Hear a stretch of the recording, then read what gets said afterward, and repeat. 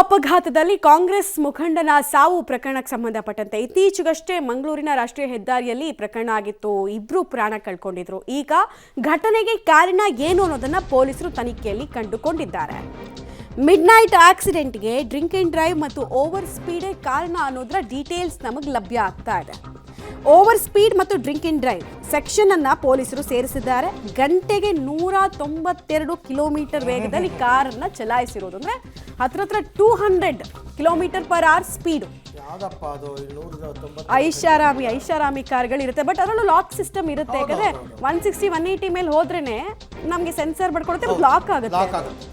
NSUI ಜಿಲ್ಲಾ ಉಪಾಧ್ಯಕ್ಷ ಓಂ ಶ್ರೀ ಪೂಜಾರಿ, ಕದ್ರಿ ನಿವಾಸಿ ಅಮನ್ ರಾವ್ ಮೃತಪಟ್ಟಿದ್ರು. ಚಾಲಕನ ಅತಿ ವೇಗಕ್ಕೆ ಕಾರು ಕಂಪ್ಲೀಟ್ ಆಗಿ ಅಪ್ಪಚ್ಚಿ ಆಗಿತ್ತು. ಸೊ ಪೊಲೀಸರು ತನಿಖೆಯನ್ನು ಶುರು ಇಟ್ಕೊಂಡ್ರು. ಸೊ ತನಿಖೆಯಲ್ಲಿ ಪೋಸ್ಟ್ ಮಾರ್ಟಮ್ ರಿಪೋರ್ಟ್ನಲ್ಲಿ ಬಾಡಿಲಿ ಏನಿತ್ತು, ಆಲ್ಕೋಹಾಲ್ ಮಿಕ್ಸ್ಚರ್ಸ್ ಏನಾದರೂ ಇತ್ತಾ ಅಂತ ನೋಡಿದಾಗ ಕನ್ಸಂಪ್ಷನ್ ಆಗಿರೋದ್ರ ರಿಪೋರ್ಟನ್ನು ವೈದ್ಯಾಧಿಕಾರಿಗಳು ಕೊಟ್ಟಿದ್ದಾರೆ. ಕಾರು ಅಪಘಾತಕ್ಕೆ ಸಂಬಂಧಪಟ್ಟಂತೆ ಶರವೇಗದಲ್ಲಿ ಕಾರು ಬಂದು ಅಪ್ಪಳಿಸೋದನ್ನು ಕೂಡ ಕೆಲ CCTVಗಳು ಹೇಳಿದೆ. ಸೊ ಅದರಲ್ಲಿ ಸ್ಪೀಡನ್ನು ಕಂಟ್ರೋಲ್ ಮಾಡೋದಕ್ಕೆ ಸಾಧ್ಯ ಆಗಲಿಲ್ಲ ಒಂದು. ಆಮೇಲೆ ಮೋಜು ಮಸ್ತಿಯ ಕಾರಣಕ್ಕೋಸ್ಕರ ಜೀವ ಹೋಯಿತು. ಮೋಜು ಮಸ್ತಿ ಅಂದರೆ ಕುಡಿತದ ಚಟ, ಕುಡಿದ ನಂತರ ಡ್ರೈವಿಂಗ್ ಮಾಡೋ ಚಟ, ಎರಡೂ ಕೂಡ ಚಟ್ಟಕ್ಕೆ ಇವರಿಬ್ಬರನ್ನ ಕಳಿಸೋದಕ್ಕೆ. ಮೊದಲನೇದಾಗಿ ಮಧ್ಯರಾತ್ರಿ ತನಕ ನೀವು ಪಾರ್ಟಿ ಮಾಡಿದ್ಮೇಲೆ ನೀವು ಹೆಂಗೆ ಕಾರ್ ಹತ್ತೀರಾ, ಡ್ರೈವಿಂಗ್ ಸೀಟಲ್ಲಿ ಹೆಂಗೆ ಕೂರ್ತೀರಾ, ತಪ್ಪು. ಕಾರಲ್ಲಿ ಕೂತಿರೋದೇ ತಪ್ಪು. ಎರಡನೇದು ಓವರ್ ಸ್ಪೀಡ್ 192 ಕಿಲೋಮೀಟ್ರ್ ಅಂತಂದರೆ ಮೈಸೂರು ಬೆಂಗಳೂರು ಎಕ್ಸ್ಪ್ರೆಸ್ ವೇನಲ್ಲೂ ತೀರಾ ಅಪರೂಪ ನಾನು ಈ ಸ್ಪೀಡ್ ನೋಡೋದು. ಅಲ್ಲ, ಇವಾಗಂತೂ ನೋಡೋಕ್ಕಾಗಲ್ಲ, ಯಾಕಂದರೆ 100 km ಅಲ್ಲಿ ಕಂಪ್ಲೀಟ್ ಆಗಿ ಸ್ಪೀಡ್ ಲಿಮಿಟ್ ಮಾಡಿದ್ದಾರೆ. ಸೊ ಹಾಗಾಗಿ ಕೆಲವ್ರು ಹೋಗ್ತಾರೆ ಫೈನ್ ಬಿದ್ದರೂ ಪರವಾಗಿಲ್ಲ ಅಂತ, ಆದರೂ 192 ಎಲ್ಲ ಇಲ್ಲ. ನನ್ನ ಪ್ರಕಾರ ಅವ್ರಿಗೆ ಮೈ ಮೇಲೆ ಪ್ರಜ್ಞೆನೇ ಇರಲಿಲ್ಲ ಅನ್ಸುತ್ತೆ. ಮಂಗಳೂರು ರಾಷ್ಟ್ರೀಯ ಹೆದ್ದಾರಿ ಆಗಿದ್ರು ಕೂಡ ಕೆಲ ನ್ಯಾರೋ ಲೇನ್ಸ್ ಇದಾವೆ, ಕರೆಕ್ಟಾಗಿ ಅಲ್ಲಿ ಸ್ಟ್ರೀಟ್ ಲೈಟ್ಸ್ ಇಲ್ಲ. ನೀವು 100 ಹೋದ್ರೇನೆ ಗೊತ್ತಾಗಲ್ಲ ಎಲ್ಲಿ ಗುಂಡಿ ಇದೆ, ಏನ್ ಕತೆ ಅಂತ. ಮಳೆಗಾಲ ಟೈಮ್ ಬೇರೆ ಅಂತ ರೋಡ್ಗಳು ನಮ್ಮಲ್ಲಿ ಇಲ್ಲ. ಇವ್ರು ಅರ್ಥ ಮಾಡ್ಕೋಬೇಕು. 192 ಕಿಲೋಮೀಟರ್ 196 ಕಿಲೋಮೀಟರ್ ಸ್ಪೀಡಲ್ಲಿ ಹೋಗೋ ರೋಡ್ಗಳೇ ಇಲ್ಲ ನಮ್ಮಲ್ಲಿ.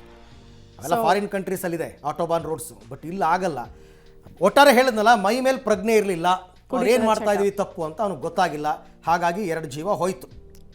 ಮೋಜು ಮಸ್ತಿಯ ಕಾರಣಕ್ಕಾಗಿರುವಂತಹ ಸಾವಿಗೆ ಸಂಬಂಧಪಟ್ಟಂತೆ ನಾವು ಮಾಹಿತಿ ಕೊಡ್ತಾ ಇದ್ವಿ. ಸೊ ತುಂಬ ಜನ ಸೋಷಿಯಲ್ ಮೀಡಿಯಾದಲ್ಲೆಲ್ಲ ಪೋಸ್ಟ್ ಹಾಕೊಂಡಿದ್ರು, ಕಾರು ಅಪಘಾತದಲ್ಲಿ ಇವರಿಬ್ಬರು ಮೃತಪಟ್ಟಿದ್ರು ಅಂತ. ಬಟ್ ಅಪಘಾತ ಆಗೋದಕ್ಕೆ ಏನು ಕಾರಣ ಅನ್ನೋದು ಯಾರಿಗೂ ಗೊತ್ತಾಗಿರಲಿಲ್ಲ. ಈಗ ಅದು ಆಚೆ ಬಂದಿದೆ.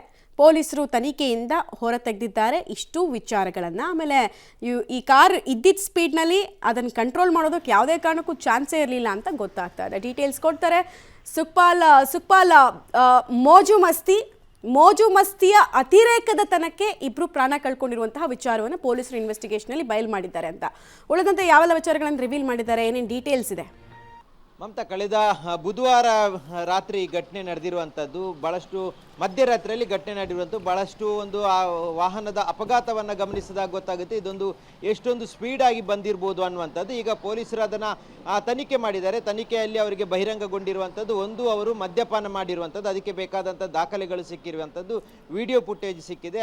ಆ ಬಳಿಕ ಅವರು ವೇಗವಾಗಿ ಒಂದು ನ್ಯಾಷನಲ್ ಹೈವೇಯಲ್ಲಿ ಬಂದಿರುವಂಥದ್ದು. ಕೇರಳದಿಂದ ಮಂಗಳೂರಿಗೆ ಬರುವಂಥ ರಸ್ತೆ ಏನಿದೆ, ಈ ರಸ್ತೆಯಲ್ಲಿ ಅಷ್ಟೊಂದು ಸ್ಪೀಡಾಗಿ ಹಗಲೊತ್ತಲ್ಲೂ ಹೋಗಲಿಕ್ಕೆ ಸಾಧ್ಯ ಇಲ್ಲ. ಆದರೆ 192 ಸ್ಪೀಡಲ್ಲಿ ಹೋಗಿರೋದಕ್ಕೆ ಅವರು ದಾಖಲೆ ಸಮೇತ ವಿಡಿಯೋವನ್ನು ಮಾಡ್ಕೊಂಡಿದ್ದಾರೆ. ಯಾರು ಚಲಾವಣೆ ಮಾಡ್ಕೊಳ್ತಿದ್ದಾನೆ, ಆದರೆ ಹಿಂಬದಿಯ ಸೀಟಲ್ಲಿದ್ದಂಥವರು ಆತನ ಡ್ರೈವಿಂಗಿನ ಸ್ಪೀಡನ್ನು ವಿಡಿಯೋ ಚಿತ್ರೀಕರಣ ಮಾಡಿದ್ದಾರೆ. ಅದರಲ್ಲಿ 192 ವೇಗದಲ್ಲಿ ಹೋಗಿರುವಂಥದ್ದು ಗೊತ್ತಾಗಿದೆ. ಹೀಗಾಗಿ ಇಷ್ಟೊಂದು ವೇಗವಾಗಿ ಹೋಗಿರುವಂಥ ಕಾರಣಕ್ಕಾಗಿ ಅವರು ಅಲ್ಲಿನ ಒಂದು ತಡೆಗೋಡೆಗೆ ಡಿಕ್ಕಿ ಹೊಡೆದು ಈ ರೀತಿಯಾಗಿ ಗಂಭೀರವಾಗಿ ಗಾಯಗೊಂಡು ಇಬ್ಬರು ಸ್ಥಳದಲ್ಲೇ ಸಾವನ್ನಪ್ಪಿದ್ದಾರೆ. 3 ಗಂಭೀರವಾಗಿ ಗಾಯಗೊಂಡು ಆಸ್ಪತ್ರೆಯಲ್ಲಿ ಚಿಕಿತ್ಸೆಯನ್ನು ಪಡೀತಾ ಇದ್ದಾರೆ. ಇದು ಮೋಜು ಮಸ್ತಿ ಮಾಡಿರುವಂಥದ್ದು, ಮದ್ಯಪಾನ ಮಾಡಿರುವಂಥದ್ದು. ಆ ಬಳಿಕ ಮದ್ಯಪಾನ ಮಾಡಿದ ಬಳಿಕ ಅವರು ಈ ರೀತಿಯಾಗಿ ವೇಗವಾಗಿ ಬಂದಿರುವಂಥ ಕಾರಣಕ್ಕಾಗಿ ಈ ರೀತಿಯ ಘಟನೆ ಆಗಿದೆ ಅನ್ನುವಂಥದ್ದು ಈಗ ಮೇಲ್ನೋಟಕ್ಕೆ ಪೊಲೀಸರ ತನಿಖೆಯಲ್ಲಿ ಗೊತ್ತಾಗಿರುವಂಥದ್ದು. ಪೊಲೀಸರು ಎಲ್ರಿಗೆ ಒಂದು ಕಿವಿ ಮಾತನ್ನು ಹೇಳಿದ್ದಾರೆ. ಮಂಗಳೂರಿನ ಪೊಲೀಸ್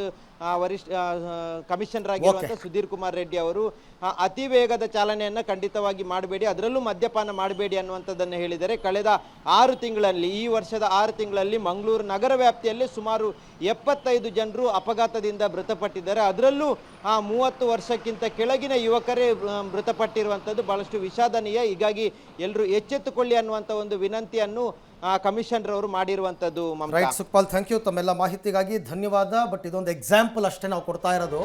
ಏನಾಗುತ್ತೆ ಮೈ ಮರ್ತಾರೆ ಅಂತ ತುಂಬ ಜನರಿಗೆ ಇದೊಂದು ಫ್ಯಾಷನ್ ಆಗಿಬಿಟ್ಟಿದೆ ಕುಡಿದು ಕಾರು ಓಡಿಸೋದು. ಆಮೇಲೆ ಕೆಲವರು ಹೆಂಗೆ ಹೇಳ್ಕೊತಾರೆ ಅಂದರೆ ನನಗೆ 20 ವರ್ಷದಿಂದ ಅಭ್ಯಾಸ, ಇವೆಲ್ಲ ಕುಡಿದು ಗಾಡಿ ಓಡಿಸ್ತೀನಿ, ನನಗೆ ಏನೂ ಆಗಲ್ಲ ಅಂತ.